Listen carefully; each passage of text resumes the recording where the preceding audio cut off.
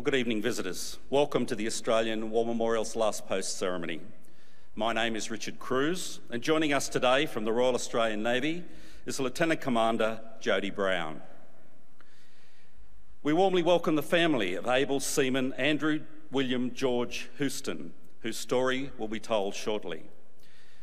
We're honoured to acknowledge Lieutenant Commander Davis Manolis, representing the President of the Naval Association of Australia, ACT section.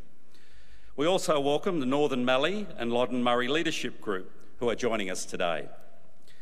We welcome the veterans who have served, those that are still serving, and the families that support them. We acknowledge the members of RSL and Services Clubs Association, RSL Victoria and RSL Queensland, who are watching the broadcast of this ceremony across Australia. During this evening's ceremony, wreaths will be laid at the base of the Pool of Reflection by family, visitors and students on behalf of the following schools. From New South Wales, Chifley College, Mount Druitt.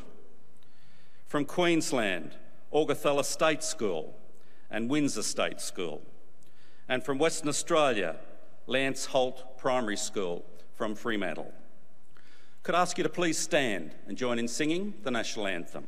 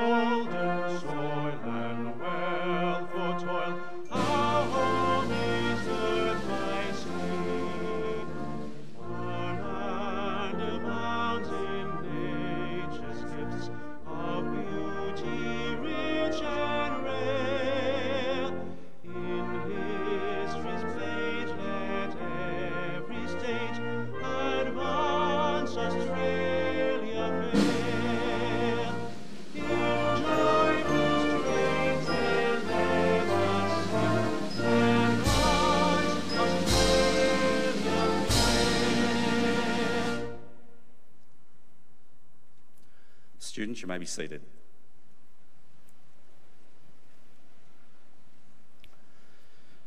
The Australian War Memorial was the vision of Charles Bean, Australia's First World War official historian. Bean landed with the Australian troops on Gallipoli and stayed with them at the front through to the end of the war. The idea of this national memorial and museum came to him at Pozières, France, in the depths of the bloody fighting of 1916. Bean's idea was that this would be a place where families and friends could mourn loved ones buried in faraway places. It would also be a place that could help all Australians understand what these men and women had endured and what they had done for us. Bean's vision, to which we remain true, is best expressed as inscribed in the entrance to the memorial's galleries. Here is their spirit, in the heart of the land they loved, and here we guard the record which they themselves made. Tonight we'll read the story behind just one of those on the Roll of Honour, which lists the names of more than 102,000 men and women who have given their lives for us in war and operations over more than a century. But first we present a lament, Flowers of the Forest.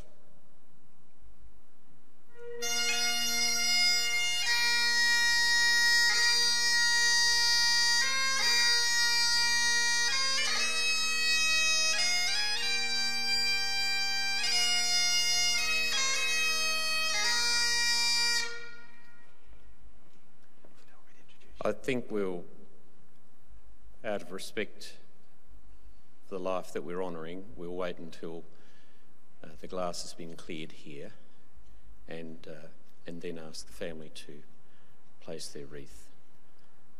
We'll just wait till this is so please, if you please retrieve your wreath.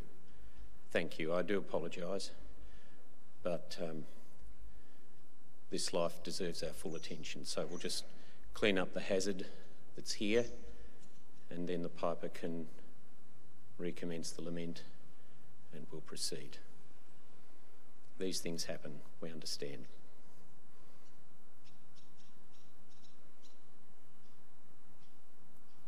I think we're ready to proceed. Thank you.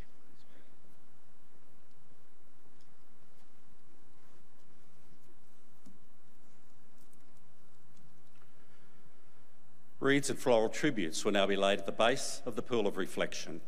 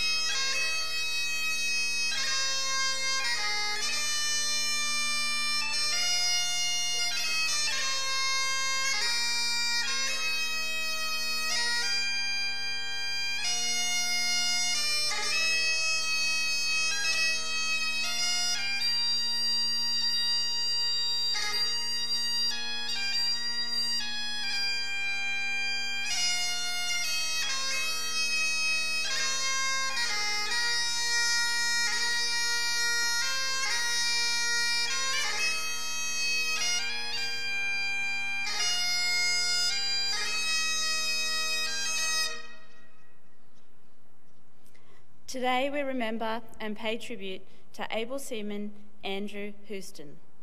Andrew William George Houston was born in December 1923 and was one of 5 children of William and Violet Houston of the Brisbane suburb of Annerley. After attending Yeronga State School, Houston worked for a time as a salesman at the Brisbane markets. Naturally quiet and reserved in his nature, he was particularly close with his siblings and had a relationship with Phyllis Harris. He was known to his mates as Smiles. Houston enlisted in the Royal Australian Naval Reserve in March 1942.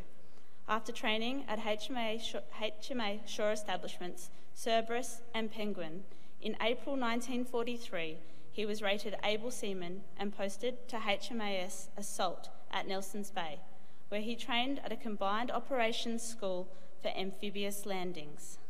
It is likely that Houston qualified as boat crew for landing craft before becoming proficient in folding boats towed by launchers. Following a further posting to a Navy establishment, Houston was seconded for duty to Z Special Unit, an administrative unit for Australian Army personnel serving with the Service's Reconnaissance Department, the code name for Special Operations Australia. The SRD was a specialist reconnaissance and sabotage unit that involved British, Dutch, New Zealand, Timorese and Indonesian operatives who conducted clandestine operations against the Japanese in places such as Borneo and the islands of the former Netherlands East Indies. So as not to advertise his secondment to Zulu Special Unit, Houston was formally posted to the short establishment HMAS Lewin. After a period of intense training at Broken Bay and Thursday Island in mid-1943, Houston was one of the 14 British and Australian crew who took part in Operation Jaywick. This clandestine commando raid involved sailing to Japanese-occupied Singapore on board the captured Japanese fishing vessel MV Crate. On the night of the 26th of September in 1943, the commandos paddled into Singapore harbour in collapsible canoes and fixed limpet mines to enemy shipping moored in the harbour. The mines exploded, 7 ships were sunk or badly damaged, and the Crate successfully returned to Australia, where the raiders were decorated for their bravery. For his role in Operation Jaywick, able seaman Andrew Houston was awarded the Distinguished Service Medal. Owing to the success of Jaywick, SRD was eager for Zulu Special to return to Singapore Harbour to attack Japanese shipping. In October 1944, Houston formed part of the 23-man raiding party that returned to Singapore. When their presence was discovered by the Japanese, the mission was aborted, their junk was scuttled, and the raiding party was ordered to split up into 4 groups and return to their rendezvous point on Marapis Island. Over the following fortnight, all 23 members of Operation Ramau raiding party were killed, either in clashes with the Japanese or executed following capture. Houston was officially listed as having drowned off Boasia Island on the 1st of November 1944, although the circumstances of his death and the whereabouts of his body remain unknown. He was 20 years old. Today his name is listed on the Plymouth Naval Reserve in Devon, England, along with 1,782 members of the Royal Australian Navy who died during the Second World War and have no known grave. His name also appears on the Roll of Honour on my left, among some 40,000 Australians who died while serving in the Second World War. This is but one of the many stories of service and sacrifice told here at the Australian War Memorial. We now remember able seaman Andrew Houston, who gave his life for us, for our freedoms, and in the hope of a better world.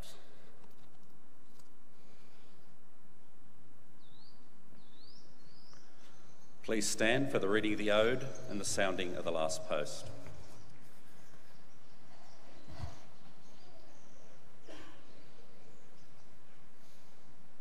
They have no grave but the cruel sea, no flowers lay at their head.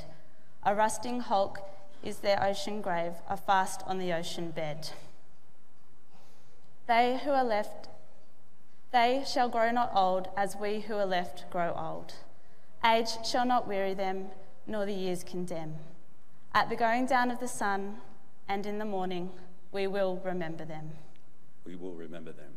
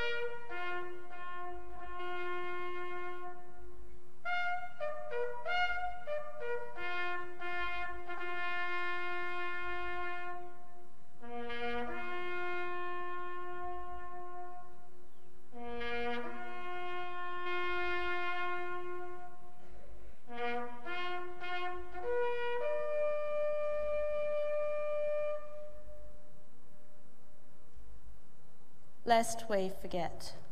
Lest we forget.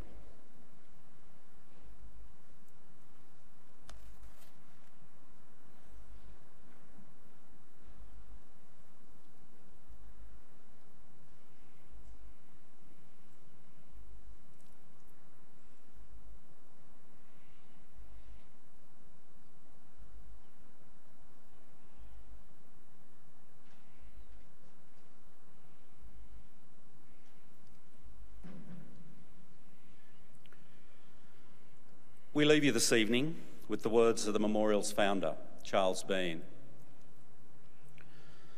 Many a man lying out there at Pozières or in the low scrub at Gallipoli, with his poor, tired senses barely working through the fever of his brain, has thought in his last moments, well, it's over. But in Australia, they will be proud of this. Ladies and gentlemen, girls and boys, that concludes the last post ceremony. We thank you for visiting the Australian War Memorial and wish you all a very good evening. Thank you.